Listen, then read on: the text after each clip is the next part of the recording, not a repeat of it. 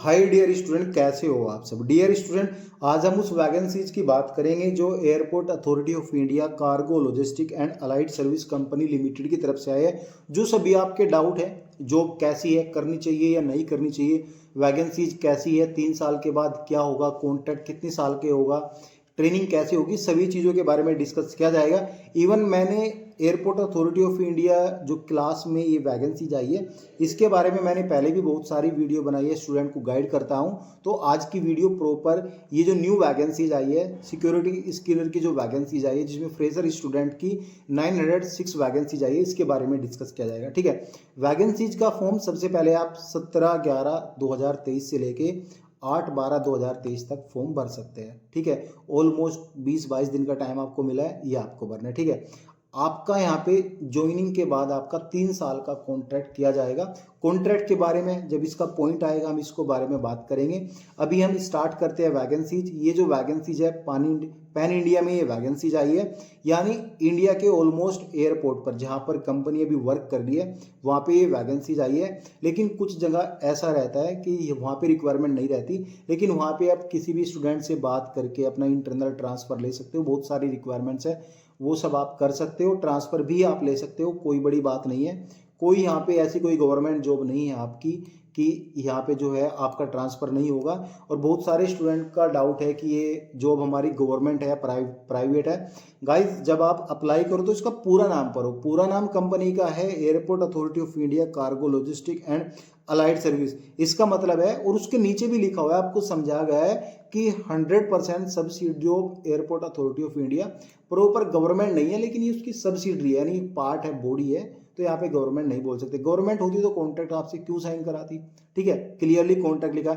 Even airport पर जितनी भी वैकेंसीज थर्ड पार्टी की तरफ से किसी भी कंपनी में आती है, या कोई कंपनी जो है मैन पावर प्रोवाइड करती है किसी एयरलाइन को, तो सभी यहाँ पे कॉन्ट्रैक्ट पे ही होती है। नॉर्मली कॉन्ट्रैक्ट 3 साल का और 5 साल का होता है। ठीक है, अभी ये 3 साल का है। ये चीज़ें आपको समझ में आई। अब हम बात करेंगे यहाँ पे एप्लीकेशन फ़ी के बारे में। जो इसकी एप्लीकेशन फ़ी है, अगर आप जर्नल स्टूडेंट है, ओबीसी स्टूडेंट है और ईडब्ल्यूएस स्टूडेंट है, तो यहाँ पे आपको 750 रुपीज़ पे करनी पड़ेगी। 100 रुपीज़ यहाँ पे ST SC EWS and women candidates के लिए यहाँ पे आपको फ़ी पे करनी पड़ेगी। ये चीज़ समझ में आए आपको। क्वालिफिकेशन की बात करेंगे जो आपके लिए बहुत ज़्यादा ज़रूरी है। देखो, यहाँ पे क्वालिफिकेशन ग्रेजुएशन आपसे मांगा है, आपका BA है, MA है, कैसी भी डिग्री है। नो डाउट आप यहाँ पे जो है कुछ भी काम किया आपने डिग्री में, तो यहाँ पे आपकी 60% मार्क्स है। वैसे तो गाइज इन चीज़ों की कोई रिक्वायरमेंट नहीं रहती। नंबर ऑफ कैंडिडेट यहाँ पे ज़्यादा होने के कारण, क्योंकि आजकल आपको पता है बेरोजगारी ज़्यादा बढ़ रही है, तो नंबर ऑफ कैंडिडेट ज़्यादा होने के कारण तो नॉर्मल क्राइटेरिया यहाँ पे लगाया कि 60% मार्क्स यहाँ पे जनरल स्टूडेंट के होने चाहिए, EWS के होने चाहिए, OBC के होने चाहिए। बाकी 55 यहाँ पे जो है आपके ST SC कैंडिडेट के होने चाहिए। हालांकि अगर आपके 1-2% कम भी है तो फॉर्म आप भर लेना, नंबर यहाँ पे आने के चांसेस है। रिसेंटली वैकेंसीज में यहाँ पे जनरल वालों को 50% पे भी यहाँ पे जो है आपका यहाँ पे कॉल लेटर आया था। ठीक है, अब हम बात करेंगे यहाँ पे जो रिक्वायरमेंट्स इन्होंने मांगी है। देखो, लोकल लैंग्वेज आपको आनी चाहिए। आप सपोज करो आप यहाँ पे जो है श्रीनगर में काम करो तो कश्मीरी आपकी लोकल लैंग्वेज है।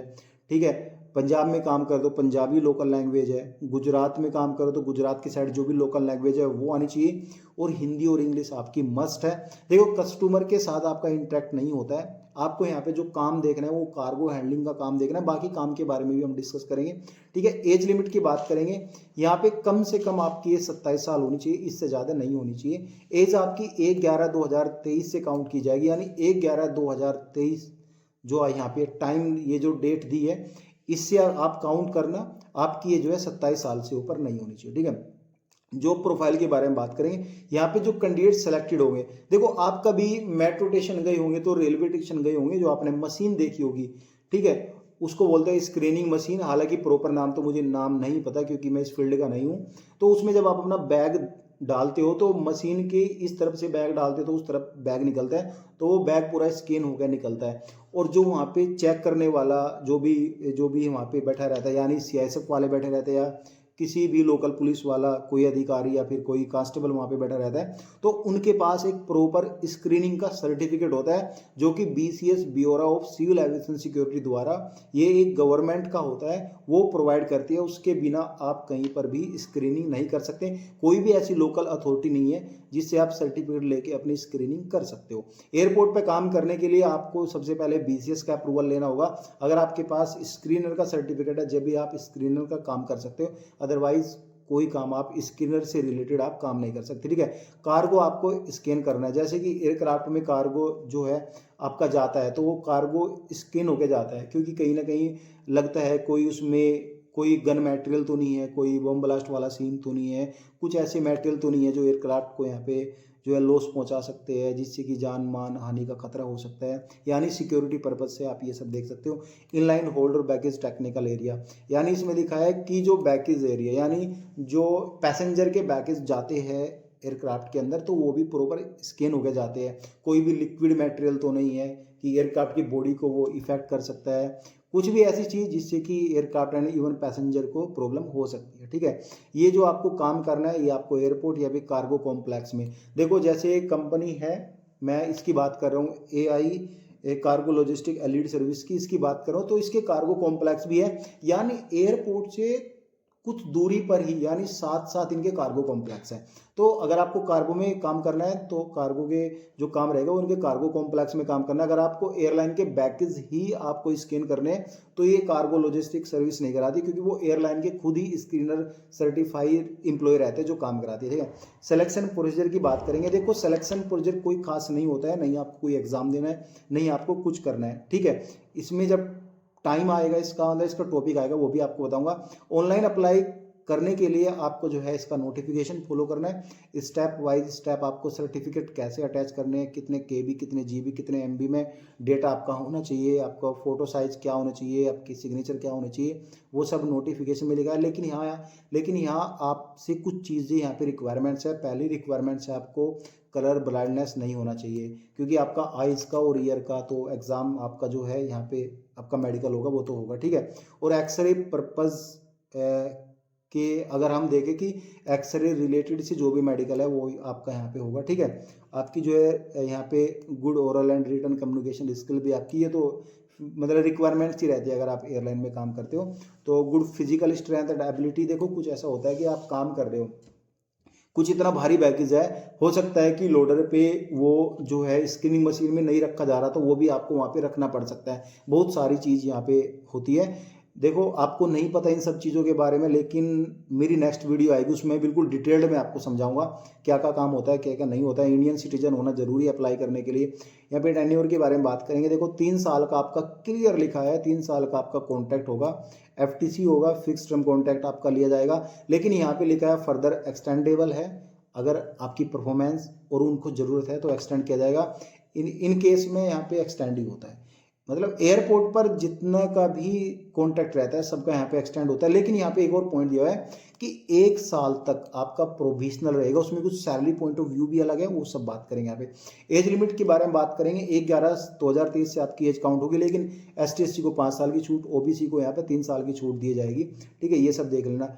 पे एंड अलाउंस के बारे में बात करें, देखो फर्स्ट ईयर जो आपकी सैलरी रहेगी 30,000 रुपये रहेगी। ये मत सोचना कि मेरी ज्वाइनिंग के बाद ये सैलरी नहीं, ज्वाइनिंग के बाद आपकी सैलरी कुछ और होगी, क्योंकि आपको स्टाइपेंड मिलेगा जब तक आप आपका स्क्रीनर का सर्टिफिकेट पास नहीं करते हो, जब तक आपको सैलरी 15,000 मिलेगी। आगे हम बताएंगे इसी पॉइंट में, ठीक है। फर्स्ट ईयर आपको 30,000 रुपये मिलेगी, कोई DAT अलाउंस नहीं मिलेगा। अगर हम मोटा मोटा इन हैंड देखें तो 26-27,000 के बीच मिलेगी, क्योंकि आपका PF भी है, ESIC भी है, बहुत सारे मेडिकल एक्सपेंसिव है, वो सारे यहाँ पे कट होते हैं। तो 26-27,000 रुपये आप यहाँ पे लेके चलो, ऑलमोस्ट 26 लेके चलो, ठीक है। सेकंड ईयर 32,000 रुपये मिलेगी, थर्ड ईयर आपकी 34,000 पर मंथ मिलेगी। लेकिन यहाँ पे एक एडिशनल टू अबव लिखा हुआ है, यहाँ पे DATA यहाँ पे जो है लोडिंग एंड बोर्डिंग, अगर आप कहीं जा रहे हो, कंपनी की रिक्वायरमेंट्स है कि हम कहीं भेज रहे हैं आपको, सपोज करो किसी दूसरे स्टेशन पर आपको मैन पावर बैकअप देनी है, और आप श्रीनगर से दिल्ली आ रहे हो, दिल्ली से आप श्रीनगर जा रहे हो, तो वहाँ पे जिस होटल में जाओगे, होटल तो आपको मिलेगा, इवन सारी फैसिलिटी मिलेगी आपको, ट्रेन फेयर, इवन जो भी आपका एयर फेयर रहेगा, जैसे कंपनी आपको भेज रही है उसका फेयर मिलेगा। लेकिन आपको DATA रहने खाने का सब यहाँ पे जो है सारी रिक्वायरमेंट्स आपकी पूरी होगी। यहाँ पे लीव की बात करेंगे, यहाँ पे जो PL मिलती है आपको 18 मिलती है इन ईयर, 1 साल में 12 आपको हाफ लीव मिलती है। हाफ लीव का मतलब ये होता है कि सपोज करो आप ड्यूटी पे आए हो, इन केस ऑफ इमरजेंसी आपको जो है अर्ली जो है ड्यूटी लीव करनी पड़ी, तो वहाँ पे आपको एक जो है हाफ लीव काट ली जाएगी। यहाँ पे फुल लीव ये नहीं काउंट की जाएगी, तो ये आपको 12 हाफ लीव लेनी पड़ेगी। 9CL है, यानी in case of emergency, medical emergency, 2RH यहाँ पे लीव है, ठीक है। पे अलाउंसेस के बारे में जैसे कि मैंने अभी बात कर रहा था, first year, second year, even third year आपको इतनी सैलरी रहेगी। यहाँ पे स्टाइपेंड लिखा है 15,000 पर मंथ आपको मिलेगा ज्वाइनिंग के बाद तुरंत। उसके बाद कंपनी जो है आपकी ट्रेनिंग कंडक्ट कराएगी, ट्रेनिंग आपको देगी, करीबन 3 से 4 महीने की ट्रेनिंग है। हालांकि 15-20 दिन की ट्रेनिंग होता है, इतना कुछ खास नहीं होता, लेकिन कंपनी आपको थ्योरेटिकल क्लास भी कराएगी, बहुत सारी चीज़ें आपको, फिजिकल भी थोड़ा बहुत दिखाएगी, आपको प्रैक्टिकल भी कराएगी, तो 15,000 रुपये आपको देगी। उसके बाद जब आपका एक कॉन्ट्रैक्ट साइन होगा, ठीक है, कॉन्ट्रैक्ट साइन होने के बाद जो है आपको जब 30,000 रुपये पर मंथ मिलेगा। इन केस अगर आप ट्रेनिंग में फेल होते हो तो आपको दोबारा भी चांस मिलेगा, 3 बार चांस मिलेगा, फिर सेकंड टाइम जो है आपको जो स्टाइपेंड 15,000 है वो यहाँ पे आपको जो है 10,000 हो जाएगा, ठीक है। और यहाँ पे लिखा है PF कॉन्ट्रीब्यूशन आपको यहाँ पे, मतलब बेसिक पे अगर आपको 15,000 है तो आपको 1800 यहाँ पे आपका PF कटेगा, जैसे मैंने ऊपर बताया वही 26-27 हज़ार आपको सैलरी मिलेगी। ये सब चीज़ें यहाँ पे रखी गई है। Training after reporting and joining, देखो ज्वाइनिंग के बाद आपको तो ट्रेनिंग होनी, क्योंकि आपको स्टाइपेंड 15,000 मिल रहा, सैलरी आपको मिल नहीं रही है, ठीक है। यहाँ पे FSAC इंडक्शन कोर्स 5 दिन का होगा, जिसमें कि आपको बेसिक एयरपोर्ट पर ज्वाइन करने के लिए सबसे पहले ट्रेनिंग होगी आपकी FSAC, क्योंकि AP बनता है, एयरड्रोम एंट्री पास बनता है, उसके लिए आपकी FSAC ट्रेनिंग होती है। FSAC, ठीक है, वो मतलब एयरपोर्ट की सिक्योरिटी के बारे में बताती है। इनकेस आप काम कर रहे हो तो वहाँ पे सिक्योरिटी आपको, यहाँ पे जो है सिक्योरिटी रखनी है, ये सब रहता है, ठीक है। एट एयरपोर्ट RA 3 मंथ की ये ट्रेनिंग होगी।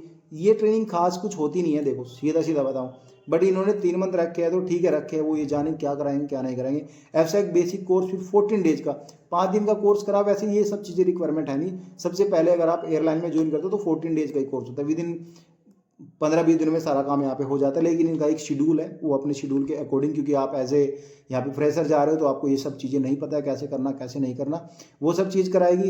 एट एयरपोर्ट 1 महीने का रहेगा, यानी आपको यहाँ पे जो है जो सिक्योरिटी इक्विपमेंट रहेगा अंडर गाइडेंस, वो सब दिखाएंगे कि ये हमारे सिक्योरिटी इक्विपमेंट है, ऐसे चलते ऐसे काम करते, ये सब ड्रामे कराएंगे, ठीक है। करीबन आप यहाँ पे लगा लो 1 मंथ, 3 मंथ, 4 महीने तक आपकी ये ट्रेनिंग चलेगी। फालतू ट्रेनिंग है, कुछ काम की नहीं है। लेकिन हाँ, एक चीज़ बता दूँ आपको, अगर आपकी इंग्लिश अच्छी है, अगर आप इंग्लिश में अच्छे हो तो ही जाना। हालांकि इंटरव्यू BCS गवर्नमेंट के अधिकारी लेंगे, हो सकता है हिंदी में भी बात करे, हो सकता है इंग्लिश में भी बात करे, लेकिन आपको आंसर सही देना है। बेशक आपकी हिंदी अच्छी हो या इंग्लिश अच्छी हो, जो भी आपको आता है सही देना है। और ट्रेनिंग आपकी, देखो यहाँ पे लिखा है all the about training shall be complete with in period 6 month में आपकी ट्रेनिंग कंप्लीट हो जानी चाहिए। 6 मंथ में आप कितने भी अटैम्प्ट दो, हालांकि 3-4 अटैम्प्ट दो, 15,000 आपको स्टाइपेंड मिलेगा। एक बार फेल हो जाने के बाद तो 10,000 आपको स्टाइपेंड मिलेगा, यानी आपके 5,000 रुपये घट जाएंगे। जब आप ट्रेनिंग कंप्लीट करोगे, एग्जाम पास करोगे, जब भी आपको 30,000 रुपये मिलेगी।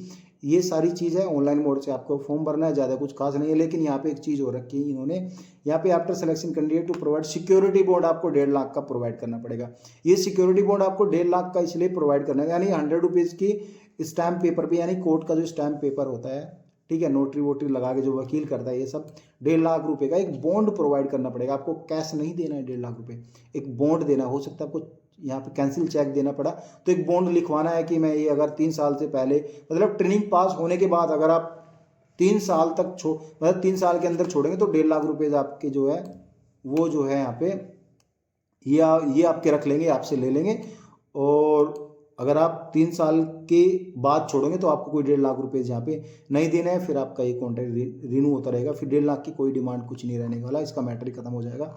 ये सब चीज़ें हैं। फिर भी आपको कोई डाउट रहता है तो आप यहाँ पे कमेंट पिन कर सकते हो। इवन फिर भी कुछ इश्यूज़ है, कमेंट का रिप्लाई नहीं आया तो आप इंस्टाग्राम एंड टेलीग्राम पे चेकआउट कर सकते हैं।